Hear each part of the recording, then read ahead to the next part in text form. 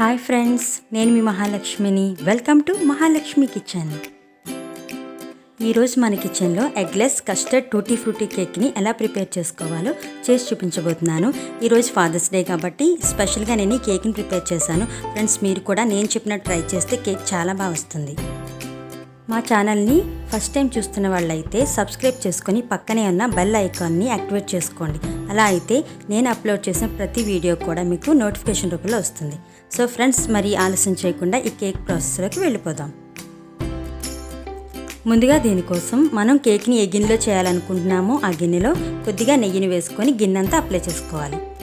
నెయ్యి అప్లై చేసిన తర్వాత కొద్దిగా పొడి మైదా పిండిని వేసుకొని ఇలా గిన్నె అంతా కూడా డస్ట్ చేసుకొని పెట్టుకోవాలి. చూసారు కదా, ఇలా డస్ట్ చేసుకొని పక్కన పెట్టుకోవాలి. ఇప్పుడు కేక్ బ్యాటర్ని ప్రిపేర్ చేద్దాం. ఒక గిన్నె తీసుకొని ఇందులో పావు కప్పు వరకు రిఫైన్డ్ ఆయిల్ని తీసుకోవాలి. ఆయిల్ వేసిన తర్వాత పావు కప్పు పెరుగును కూడా యాడ్ చేసుకోవాలి. ఇప్పుడు ఈ రెండింటిని కూడా బాగా మిక్స్ చేసుకొని క్రీమీ స్ట్రక్చర్ వచ్చే వరకు బాగా కలుపుకోవాలి.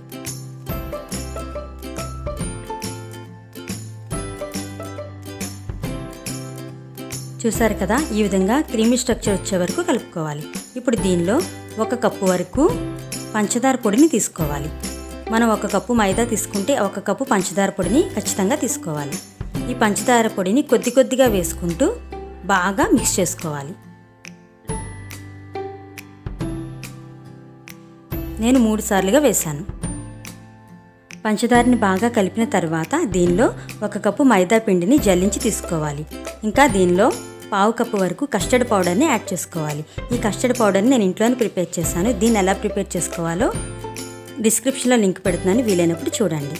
ఇంకా దీనిలో 1 స్పూన్ వరకు బేకింగ్ పౌడర్ను, 1/2 స్పూను బేకింగ్ సోడాను, ఇంకా చిటికెడు ఉప్పును వేసుకోవాలి. ఇప్పుడు వీటన్నిటిని బాగా మిక్స్ చేసుకోవాలి.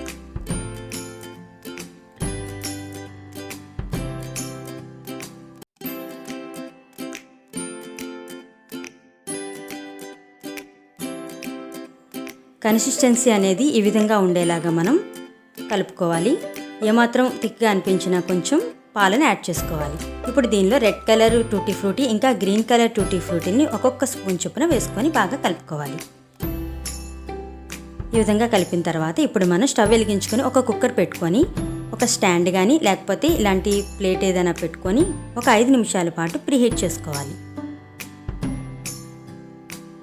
5 నిమిషాలు ప్రీహీట్ అయ్యేలోపు మనం కేక్ బ్యాటర్ని ముందుగా డస్ట్ చేసుకున్న గిన్నెలో వేసుకుందాం.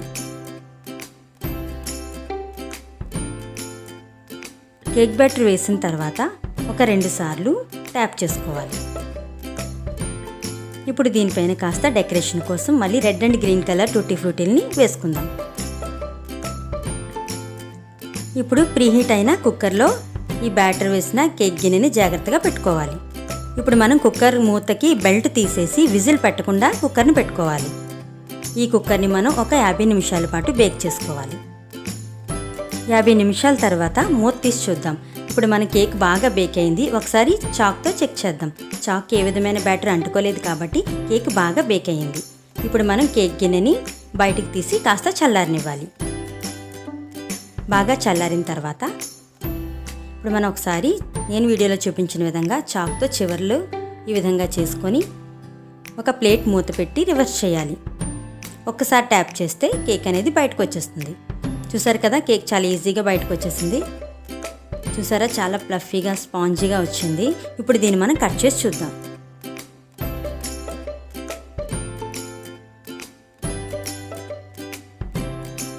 చూసారు కదా friends, eggless custard tutti frutti cake చాలా బాగుంది, చాలా స్పాంజీలా వచ్చింది. ఫ్రెండ్స్, మీరు కూడా తప్పకుండా ట్రై చేయండి. మీకు ఎలా వచ్చిందో మీ ఫీడ్బ్యాక్ నా కామెంట్ రూపంలో తెలియచేయండి. మీకు కానీ ఈ వీడియో నచ్చినట్లయితే లైక్ చేయండి, ఇంకా షేర్ చేయండి. ఇలాంటి మరిన్ని రెసిపీస్ కోసం మా మహాలక్ష్మి కిచెన్ను తప్పకుండా సబ్స్క్రైబ్ చేసుకోండి. Thank you.